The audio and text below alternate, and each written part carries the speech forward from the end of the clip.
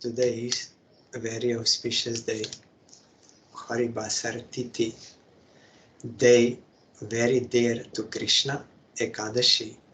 You know, when that Mura demon was fighting with Krishna, and Krishna played the pastime of not being able to kill him, then he went to take rest in one cave near Badrinaran, but Mura went with him, and he saw Krishna sleeping there, and he wanted to kill him, but at that time one divine woman, goddess, appeared from Krishna's transcendental form and fought with that Mura demon and killed him. Then Krishna woke up, then he saw that goddess there, and he asked, "Who are you?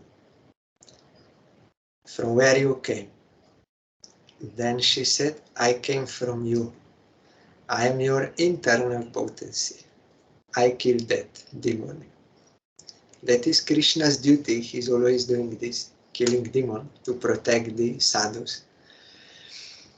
And then Krishna said, "Okay, since you appeared on 11th lunar day, Ekadashi, then your name will be Ekadashi. And whoever will observe you vow, he will be rescued from all sins." Original sin means we became averse to Krishna. That is the original sin. Before we entered into this Maya, then we have these different sins, eating meat and drinking alcohol and these things. They are sinful activities. But original sinful activity is aversion to Krishna. We are his eternal servant. We did not want to serve him. We wanted to enjoy Maya. Then all this problem starts. So we can be rescued from these sins by some atonement and like this. But we have to remove the root cause of all sin, which is aversion to Krishna. So we have to do devotion. Here in this song, which we sang now, Shuddha Bhakatacha, it is said, Madhava Tithi Bhakti Janani. This Madhava Tithi, day related to Madhava, it can mean Ekadashi, or it can mean Janmashtami or Gaur Purnima or any this Tithi. Even to Vaishnava, they are not different from Krishna, being his servants. So Bhakti Janani, it is the mother of devotion. If one will observe, then Bhakti will be born. It will appear.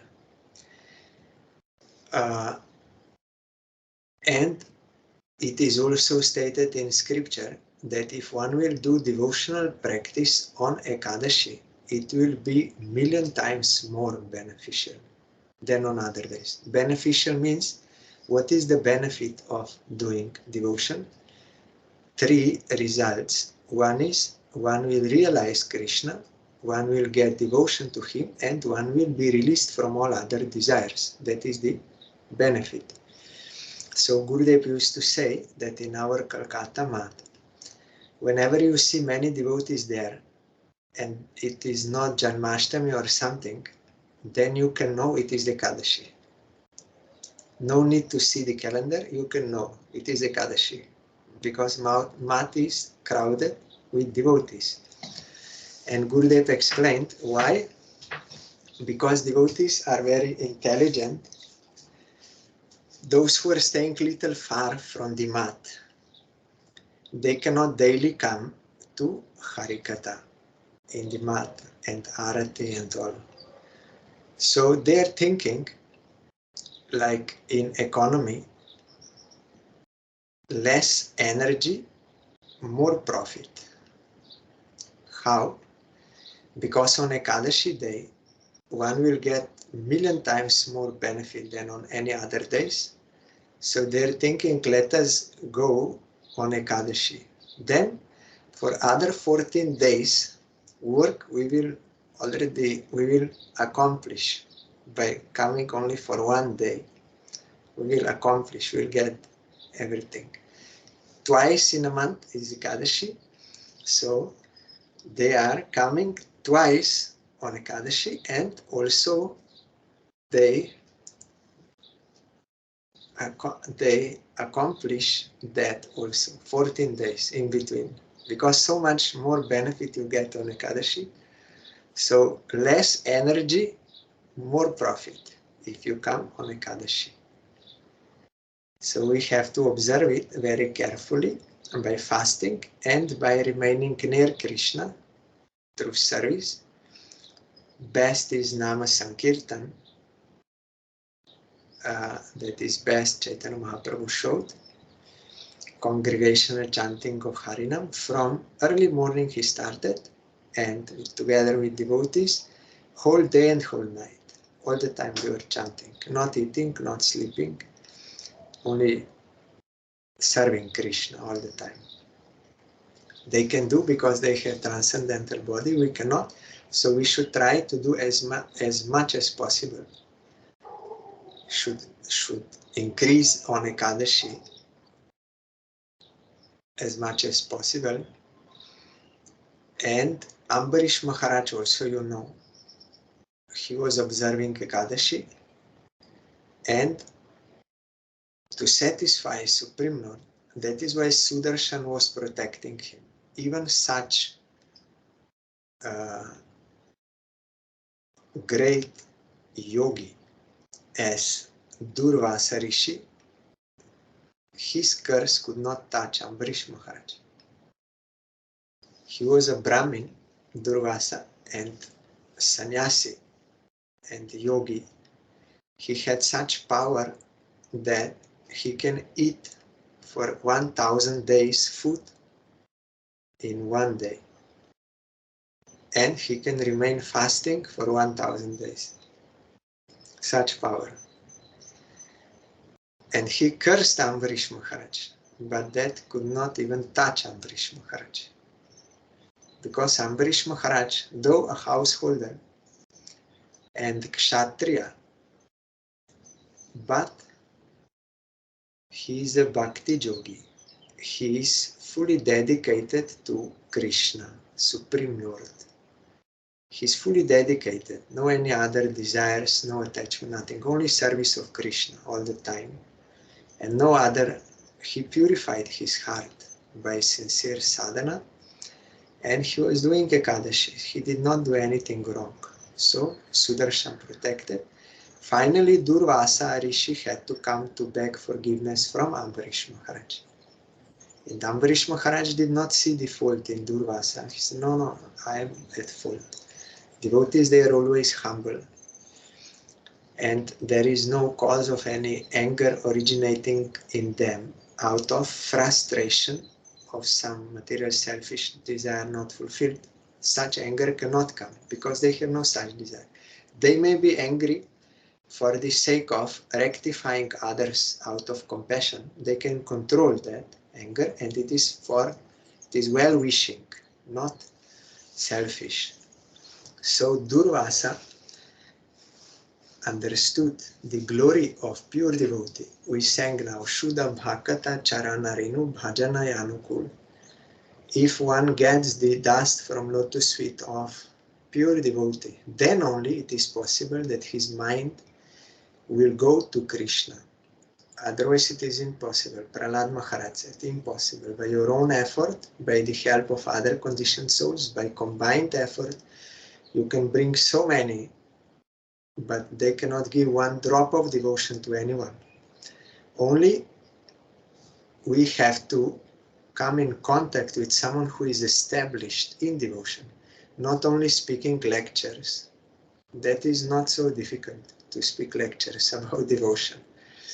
But one who is established in devotion, he is true devotee, he is devoted to Krishna, and he is tasting that transcendental bliss.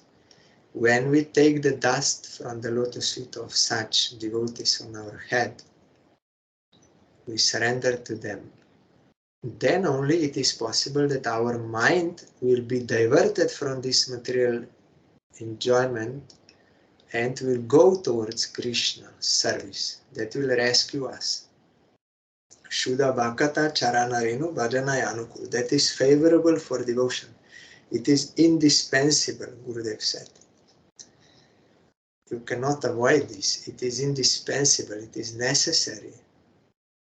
And Bhakata Seva Paramasiddhi. When one serves the devotees, that is highest perfection. Because that is the root of love of Krishna. Prema Lotikara Mul. That creeper of love of Krishna is the root, is the Bhakata Seva, service of devotees. So we are hearing Srimad Bhagavad Gita. Yesterday we finished 5th chapter, and there are some questions at the end of 5th chapter that we did not yesterday. Which of the two paths is better, karma sannyas or karma yoga? Krishna told, both are good. There is not much difference. Both are giving the transcendental knowledge. Who is a real karma sannyasi? Question. One who gives up all those hatred, anger, lust, and these desires for results, and is without false ego, all this. He is a real karma sannyasi. There are some qualities. It is not that only one who will give up all varna, ashram, and dharma. No, he must have certain qualities. That transcendental knowledge is awakened within him. So certain symptoms are there. Not only giving up, but he must be free of worldly ego. That is main point.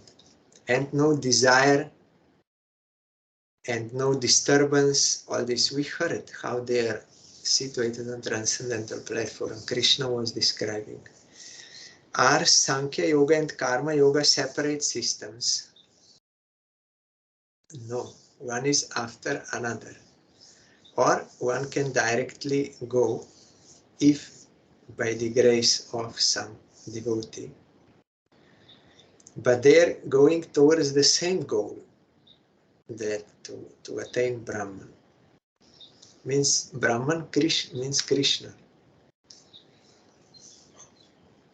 What is the real nature of Nishkama Karma Yogin? Also some symptoms are there. He is also desireless, not attached to the fruit. And he's offering all actions and all fruits to Krishna. And he has pure heart. All those symptoms Krishna was telling. What is the cause of egotism of a Jiva regarding himself as the doer of all actions? Cause is, we heard, ignorance of real self and of Krishna due to abuse of free will. We became averse to Krishna, then Maya enveloped us. Here Krishna told, Maya envelopes us, and we are in ignorance, avidya. Who am I? Who is Krishna? To whom I belong? I belong to Krishna. All this is, you forget everything. So that is the cause. Original cause is aversion to Krishna. Our misuse, or here Maharaj is saying, abuse of free will.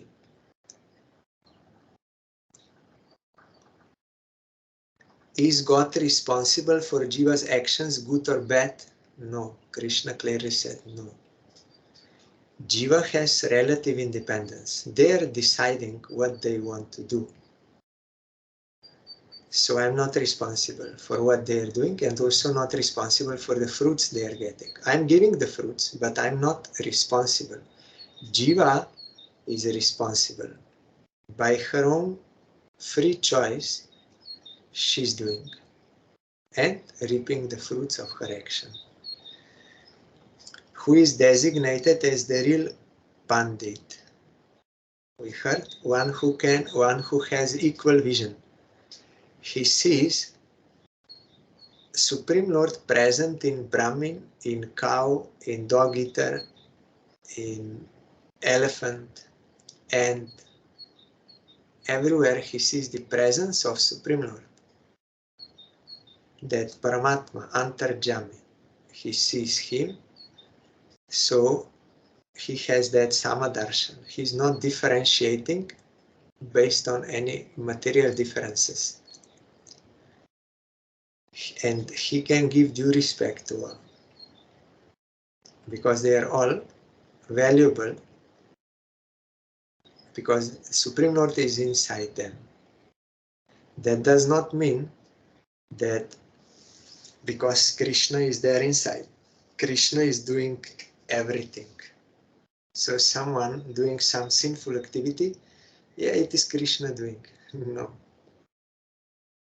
That is not the meaning, because Krishna already told, I am not responsible for Jiva's actions. Krishna is there, present, he is observing everything and giving power and giving results. But all Jivas are related to Krishna, so that is why we have to give due respect, and everywhere Krishna is, that is the abode of Krishna, resting place of Krishna, so in that consideration. But not giving equal respect in regard to the actions of Jiva. We have to worship Vaishnava, but we should not worship Jiva. Today, one devotee sent me also what I was explaining yesterday also.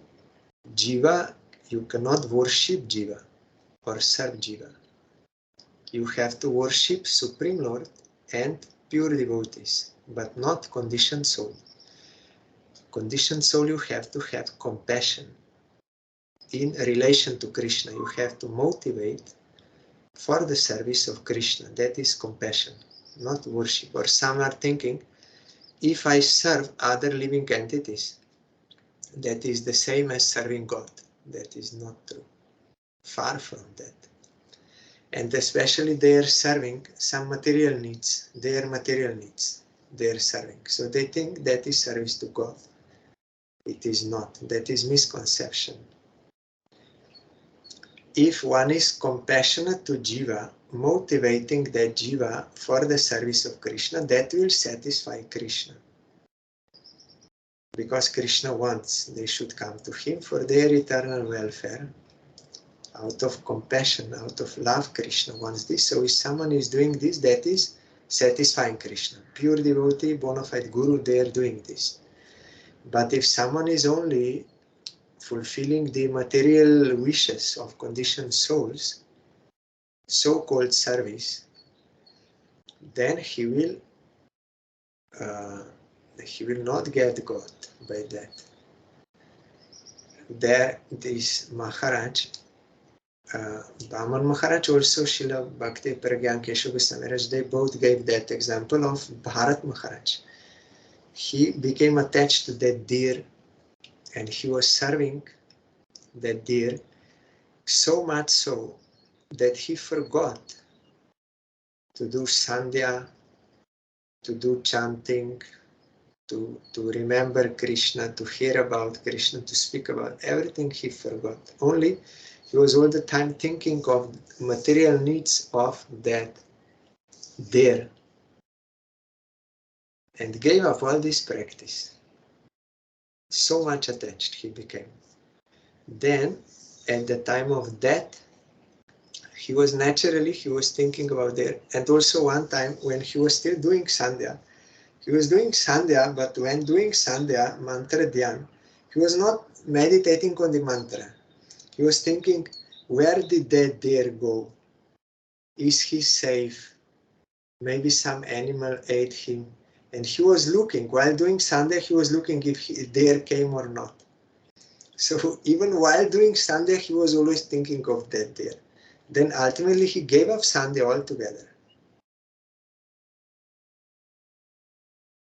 Then, at the time of death, naturally he was thinking about deer and he became deer. Gurudev said another example is there in Gwalpara. He saw one Hindu, at that time Gurudev said all were living peacefully, Hindus and Muslim, and they knew each other, everyone knew everyone in that village. So there was one rich Muslim and one poor Hindu. He wanted to marry his daughter, but he had no money. So he requested that Muslim, without telling anything to his family members, I need some money for marrying my daughter. Please lend me, I will pay you back. Then Muslim knew he cannot pay back because his situation is not like that. You need not pay me, I will give you that money, you will marry your daughter, don't worry, no need to pay. But he was repeatedly saying, no, I will pay you, I will pay you. So after 10 years he died. Then after 5 years from when he died, his son was earning good money. So that time, that son got a dream of his father. Father came to him and told him, I did not tell to anyone, but I took from that Muslim this much money, and because I could not pay him back, I promised him, I became dog in his house as a servant to pay back. Dog is servant. So now you are having enough money, so you pay him this amount, then I will be rescued. It is stated in Shastra also that son inherits the debt of father. Also, good of father. If father has a lot of money, then son naturally will inherit that. But if father has debt, also it will come to son by nature's law. That is why some are having in astrological chart, they have some problem with ancestors, Pitris, Pitri Loka. So there is some procedure how to satisfy them if they are disturbed or something. So, but this son, when he woke up, he could not believe at first. What was this? This was my imagination or what? I never heard my father took money from anyone. Then he went to that Muslim and said, did my father, he asked him, did my father at any time take any money from you? That Muslim said, yes, but you don't worry. Already I told your father, he should not worry, no need to pay back. Then son was astonished, oh, it is true. Then how much he took? Then Muslim said this much. It was same amount as he heard in dream. The second confirmation. Then he said, you have any dog in your house?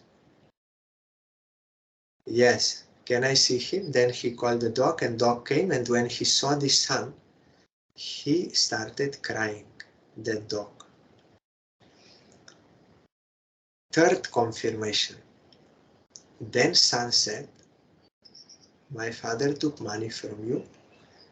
Now I have enough money, so please take this money from me. Muslim said, no, no need. He said, no, I request you. I want to give. I want to pay what my father took. So you take. Then when he gave that money, that dog died. So it is not fictitious. It is a fact. There are so many other examples also. It is not fictitious. What we are doing, we will reap the fruits of our actions, and there is no guarantee that we can get again human birth and this chance of worshipping Supreme Lord. It is possible only in human birth. There are some exceptional cases like Bharat Maharaj. He could remember even in deer's body because his devotion was so advanced. In past life, he could remember. Then what he did? he was in deer body, and immediately he left his deer family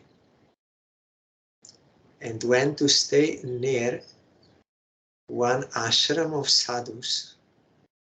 He stayed there. That time, sadhus, they had in forest ashram, near forest and some river, so that they can get fruits and water is there. Simple living, high thinking. So he remained there, and he was hearing Harikatha from the window or from door or outside when they were doing Kirtan, Harikatha. They were doing, and what they were eating, they were throwing that remnants. He took that. He was eating in a deer body. He said, I will not commit that mistake again. I learned from my mistake. So I will not. Then he became Jor Bharat, pure devotee.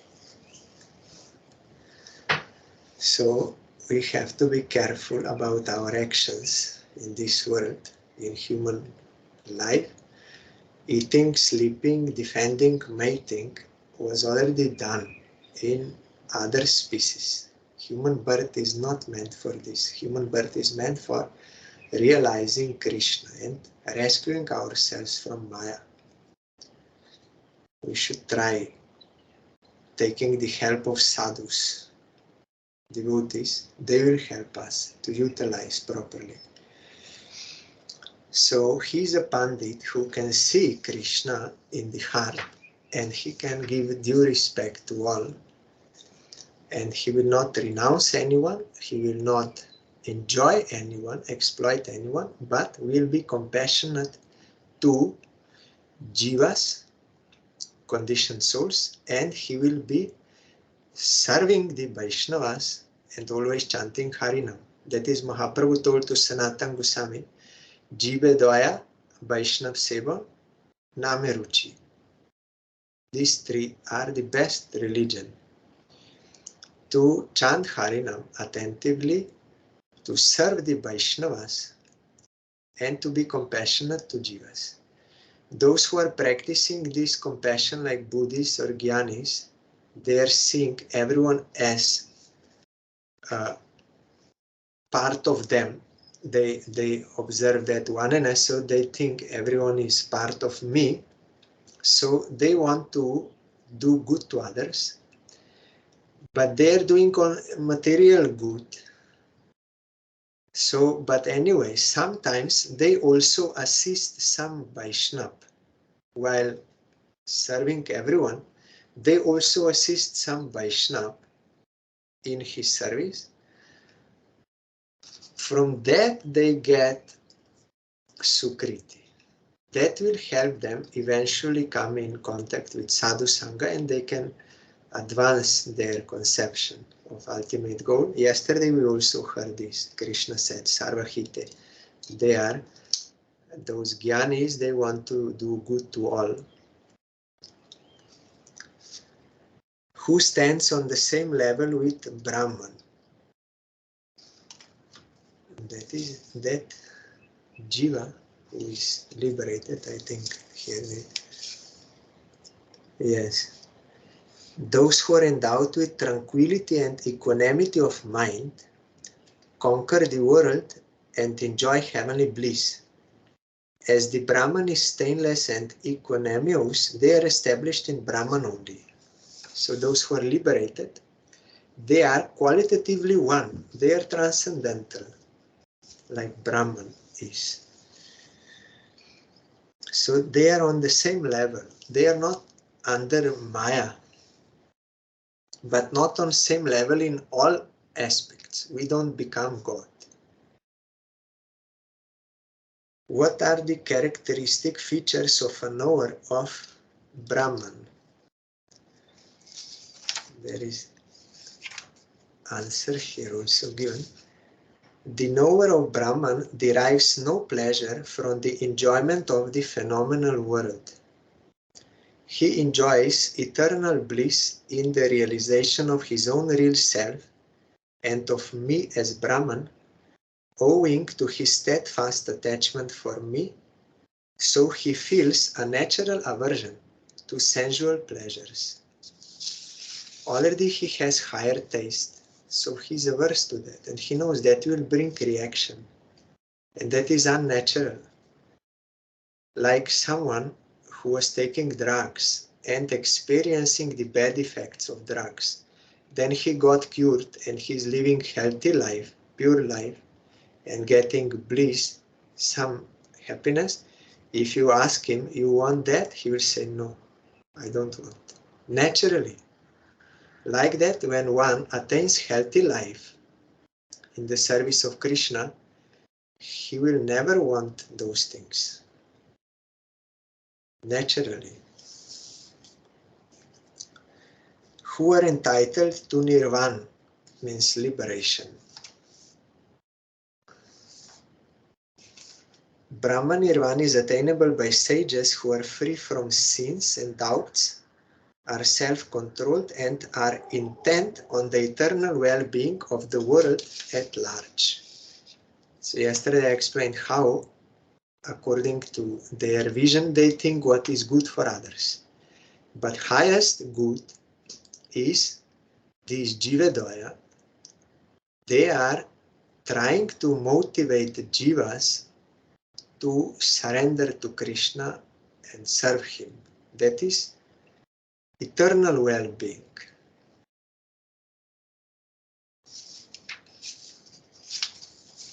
And what is meant by Brahman Nirvana?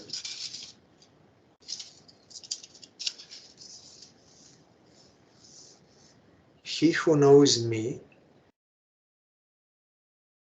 means Krishna, he who knows me to be the enjoyer of the fruits of all sacrifices, the supreme Lord of all the worlds, and the only friend of all beings, attains everlasting peace and happiness. This is Brahman Nirvana.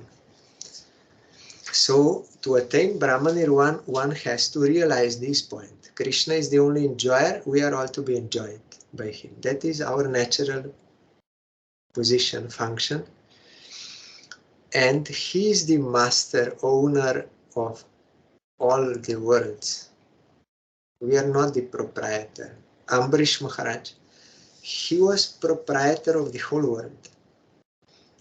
Outwardly, legally.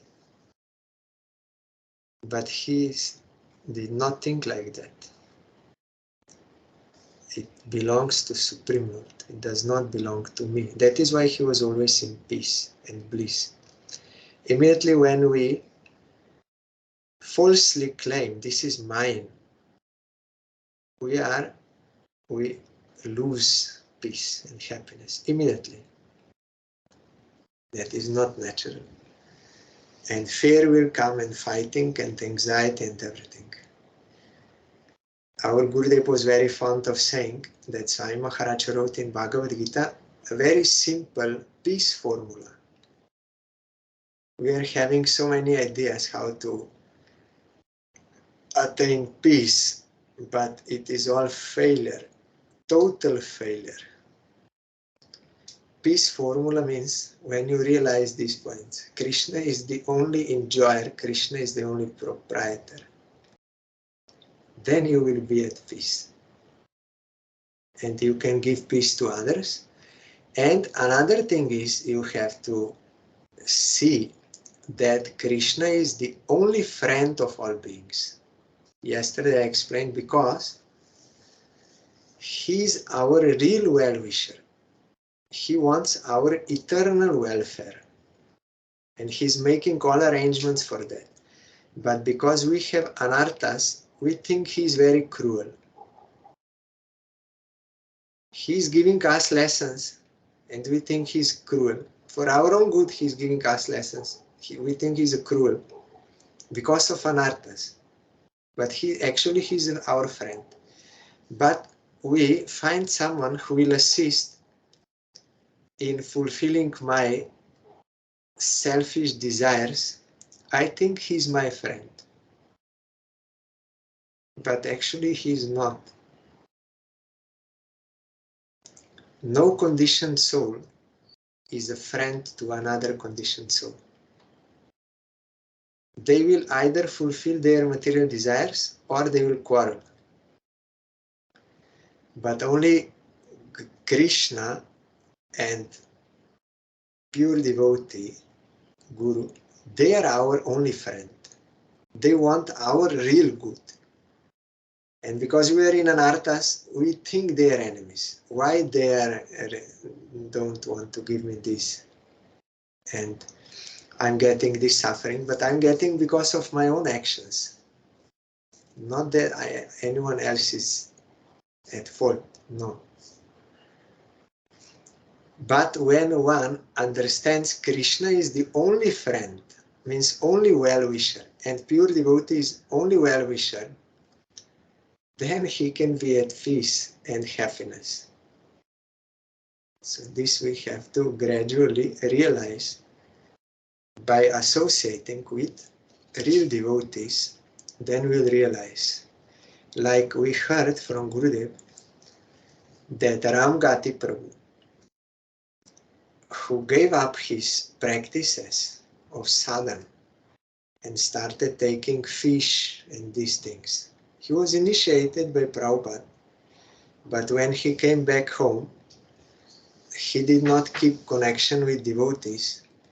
So gradually, by the influence of his family and everyone there, he slowly gave up all practice. No chanting, no sandhya, no nothing, and taking fish.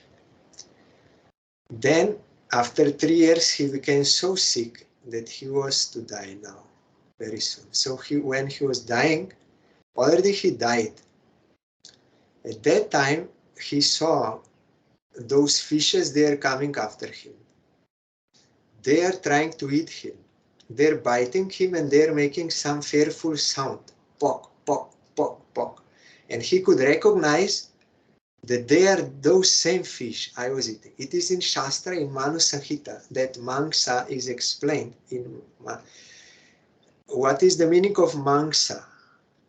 That whom I am eating, he will eat me. That is the meaning.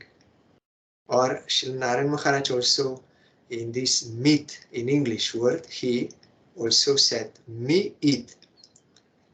Means you, this meat, you will eat me. Me eat. But actually it is in Shastra, it is in Manu Samhita. Gurudev also said, the meaning is, whom I will eat, he will eat me. That is the law. No one can avoid this law. This is not these worldly courts and these things. That is Supreme Lord's court, Yamaraja's court. And all witnesses there, everything is recorded. So they were coming. And then Yamadutas also came. They were so fearful. And they tied him by the neck and they were pulling him on the ground on the sharp stones. And he was getting immense pain. And he requested them, I can walk by myself. Why you have to drag me? They said, no, like this only. And he could not do anything, no power there. We may think I am great power in this world, but once you are caught by the fruits of your actions, you cannot do anything. So the Jamadutas, they told to fish, wait for some time, we will tie him on that tree, then you can peacefully eat him. Not now, you wait till we tie him. And they were dragging him in so much pain. And this prospect was there. Once he will be tied on that tree, you cannot do anything, you cannot move. And they will eat you alive. So out of fear, he said, Prabhupada, Gurudev, Krishna Baladev. Then he was rescued. Then when he came back to his life, they thought he's a ghost. They asked, are you a ghost? He said, no, I'm not a ghost. I came back. Now I understand. Then he said, you are all my enemies. You are all my enemies. I will not listen to any one of you, and no one should object anything. You bring my Tulsi Mala, you bring my Japa Mala, I will chant Harinam in this house. And I will invite all the Vaishnavas to this house. No one will say anything. We will have Harikatha, Kirtan, Vaishnav Seva, everything will be here. No one should say anything. They could not say anything. They had no power. But why I remember this? Because he realized this. You are all my enemies. Only Krishna is our real friend. Gurudev is our real friend. They want our eternal welfare. Only because of anarthas, we think they are my enemies. They are cruel. And we think other conditioned souls are my friends because they are assisting me, and that is also for some time. Today they will love you, tomorrow they will hate you. It is always like that. So we have to be conscious of this and act accordingly. Chapter 6, Dhyana Yoga, or the principle of meditation. Summary: he who has attachment neither for actions nor for the fruits thereof is a sannyasin as well as a yogin. True asceticism consists neither in enjoying nor in renouncing these sense objects, but in employing them in the service of the Supreme Lord Shri Krishna with perfect dispassion, means detachment.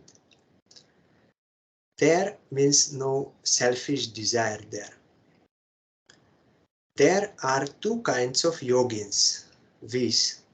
The aspirant whose only aim is the performance of action for spiritual purification, and two, the yoga rudha, that is to say those adept in the perfection of yoga whose only aim is the attainment of shanti, or eternal bliss or peace. So one is sadhaka, one is already some advanced, and some are already perfect. We need the association of such advanced devotees and perfect to get that inspiration to do bhajan. Those who are established, practically they are established in devotional life. Their association, their influence, even if they do not speak anything, but their own that atmosphere or that vibration, that will inspire us to go on with bhajan. They are established in practical life, not only in speaking. The former achieve perfection in yoga through nishkama karma. A jiva can never be a sannyasin or a yogin unless he eschews the fruits of his actions. Means he is offering the fruits of actions to Krishna. Otherwise you cannot be sannyasi. And if you think I am the enjoyer, there is no question of any sannyas or yoga. He must not wallow in the foul sink of abject worldliness. His mind is both a friend and a foe to him. A friend when he has full control over it, and a foe when he has lost all control over it. Krishna will explain, mind can be your best friend or your greatest enemy. When you control your mind by devotion to Krishna and by his grace, then mind will assist you in devotion to Krishna. But when you are out then mind will take you to other sense enjoyment. All this, he is your enemy. That is why Prahlad said to Hiranyakashipu, there is no enemy. There is no enemy outside. Our only enemy is our uncontrolled mind. He's our enemy, but we think he's a friend. His enemy. We are following blindly whatever he says, and we are ruined.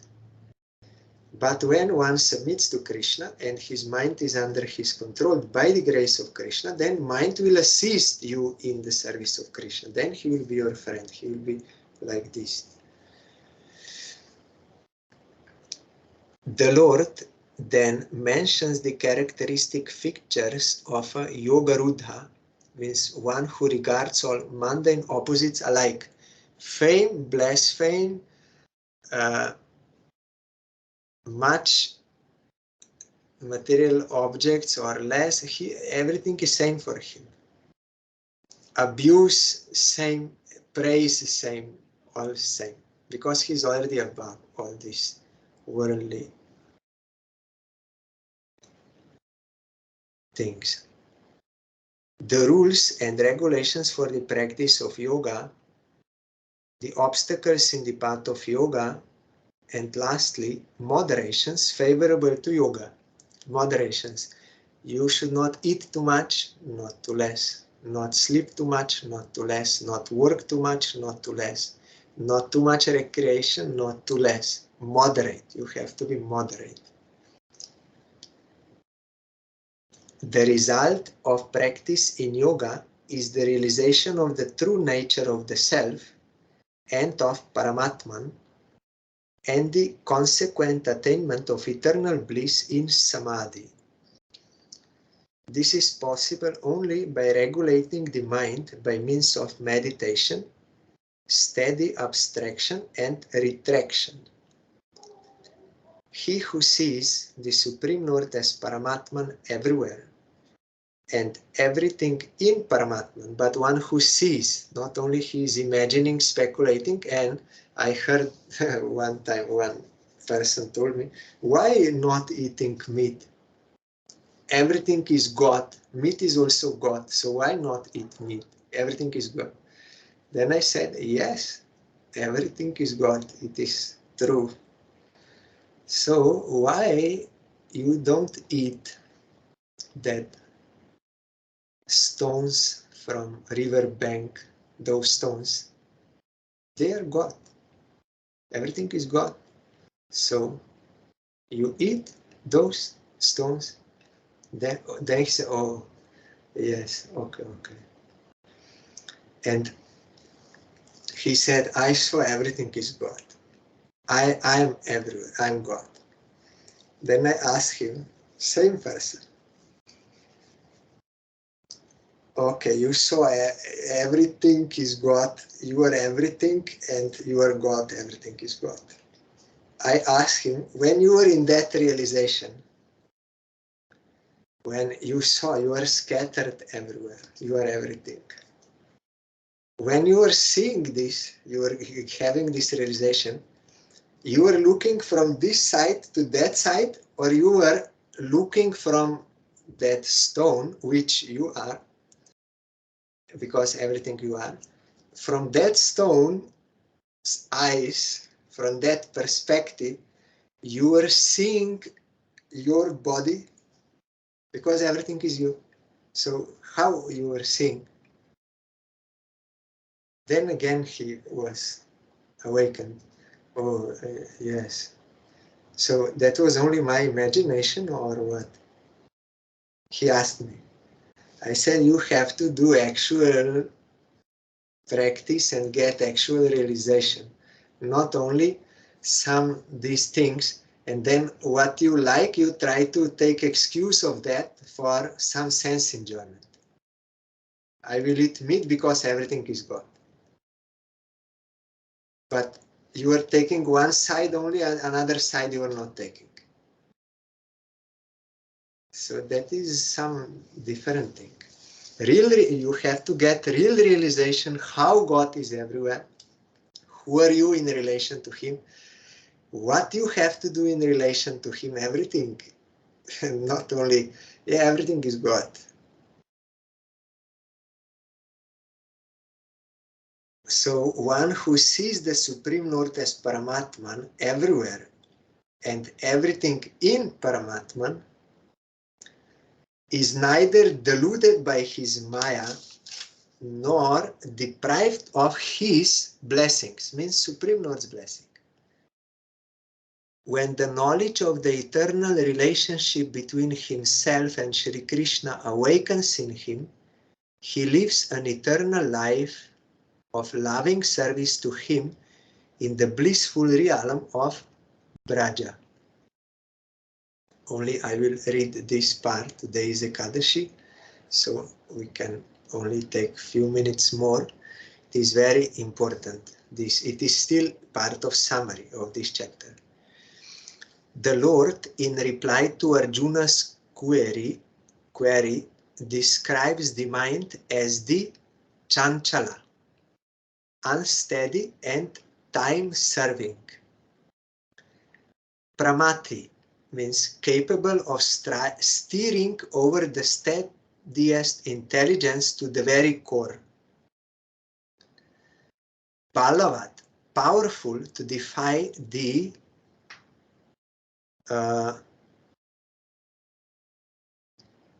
is not visible, it's very old book.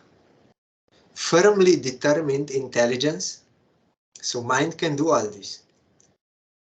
He's unsteady, capable of steering means shaking even that steadiest intelligence, and very powerful even to defy the firmly determined intelligence, and drida, stern, willful, unbending, and invincible even by the subtlest intelligence. So powerful. Krishna, Arjuna will say how I can. Gurudev wrote one letter, it means in many letters Gurudev replied this. Arjuna asked, it is very difficult, like controlling the wind. Krishna said, yes, it is true.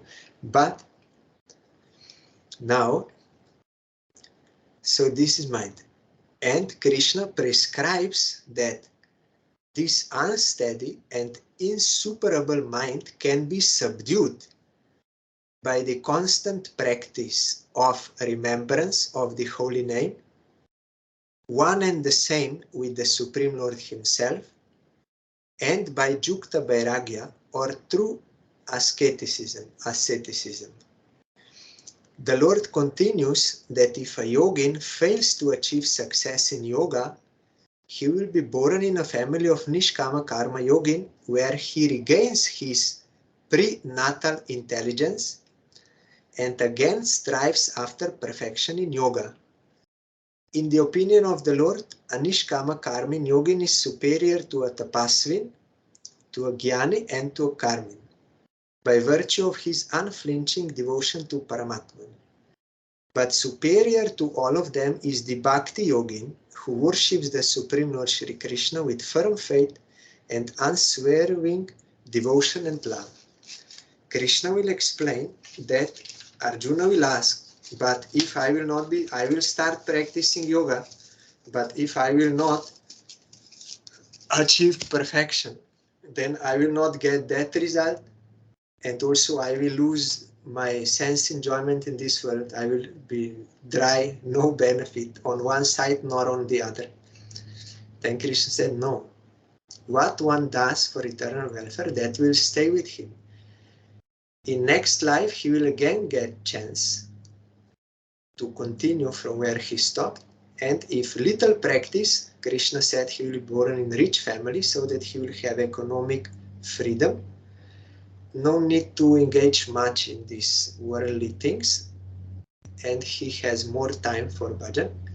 And if he is more advanced in yoga, then he will be directly born in family of devotees, and from birth he will already start that thing. So, but the point is, some people, they try to take excuse that, okay, then in next life I will do. I cannot do now. Then, okay, next life. But that is not the case. If one will sincerely try and do in this life, and he will not get the perfection, then this will be there. But not, no, I cannot do, so in next life I will do. That will not be there. That is only if that comes in between you are trying sincerely, you are sincerely trying, practicing, but that already came before. So then you will continue. But if I am lazy, I don't do anything, then why I will get that? So we have to be sincere, and we need association of established devotees. That will give us inspiration for devotion. Otherwise, we will lose this interest, and naturally we will be attracted and pulled to other things. We are in this world living, so there is ample of propaganda and opportunities and all this for these things. Ample. How much? But fortunately, there are also some devotees here in this world. They are very compassionate. They are here to help us. So we have to take their Gurudev. When asking that question to Parangurudev told him, therefore, wise men, those who are truly wise, one verse from Bhagavatam, Parangurudev told, they will give up bad association and will take association of a realized pure devotee, because by his speaking realized words, he's speaking the truth, that will cut our all knots in the heart. Because realized devotee, he sees everything. What is the bliss in serving Krishna? Practically he knows. What is the consequence of this thing? So his words will have effect on my heart. That realized words, that will have effect, that will cut through my all misconceptions, my illusions, my these attachments and this interest, all this, it will cut through. So therefore, those who are intelligent will give up bad association. Bad association will take you to another side. Ultimately, you will have to suffer there. And will take association of devotee who is established in devotion, will cut through my anarthas, and I will be inspired to worship Krishna, and I will make my life successful. Otherwise, I will waste this human life, and I will have to reap the fruits of my own actions. They are not pleasant. We are all searching for bliss. Bliss we can get only by the service of Krishna. Tomorrow we'll hear about Vrindavan Das Thakur. He is very compassionate. He is Vyasadeva. He is called as Patit Pavan, Vrindavan Das Thakur, because if someone hears his Chaitanya Bhagavat, even if atheist or Muslim or anyone, it will melt his heart, and he will get some inspiration to worship Gaur Nityananda and Krishna. He will get that. So Vrindavan Das is real friend, really compassionate, Vyasadeva, for our eternal welfare. And if there will be any time, then we can read. That is also written by Vyasadeva, Bhagavad Gita.